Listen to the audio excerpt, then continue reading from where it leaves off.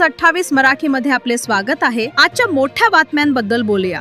स्पर्श प्रणालीचा घरकुल हप्ते वितरणाला खोडा, सेलू पंचायत समितीतील स्थिती लाभार्थीमध्ये नाराजी।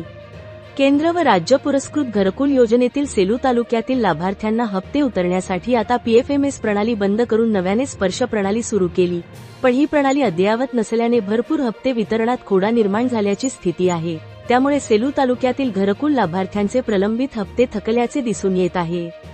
केंद्र व राज्य पुरस्कृत घरकुल योजनेत प्रधानमंत्री ग्रामीण आवास योजना टप्पा 2 अंतर्गत सेलू तालुक्यातील 82 ग्रामपंचायतीमधून जवळपास 12,000 घरकुल मंजूर आहेत। अशा लाभार्थ्यांना आर्थिक अनुदान टप्पा पद्धतीत पारदर्शकता यावी व दलालांना आळा बसावा, यासाठी गटविकास अधिकारी श्री उदय जाधव यांच्या संकल्पनेतून QR कोड प्रणाली विकसित केली। प्रधानमंत्री आवास योजनेअंतर्गत प्रथम हप्ता 1182, दुसरा हप्ता 327 आणि तिसरा हप्ता 193 लाभार्थ्यासाठी निधी वितरणासाठी FTO केले।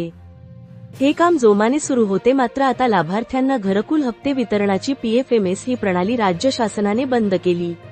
यासाठी राज्यात नव्याने स्पर्श प्रणाली विकसित केली आहे, पण 4 डिसेंबर 2025 पासून वेबसाईट आणि स्पर्श प्रणाली ठप्प असल्यामुळे नव्याने नोंदणी, आधार शिंडिंग आणि ऑर्डर शीट तयार करण्यात अडचणी येत आहेत। याशिवाय जुन्या पीएफएमएस प्रणालीतील काही घरकुल हप्ते अनुदान रक्कमचे FTO रिजेक्ट झाल्यामुळे ते नव्याने स्पर्श प्रणालीतून पाठवण्यास अडथळे येत आहेत। राज्य योजनेअंतर्गत दुसरा व तिसरा हप्ता ज्याचे जिओ टॅगिंग झाले आहे ते वितरित करण्याचे नियोजन केले आहे। स्पर्श प्रणाली सुरळीत कार्यान्वित झाल्यानंतर लाभार्थ्यांचे प्रलंबित हप्ते वितरणास गती येण्याची शक्यता आहे।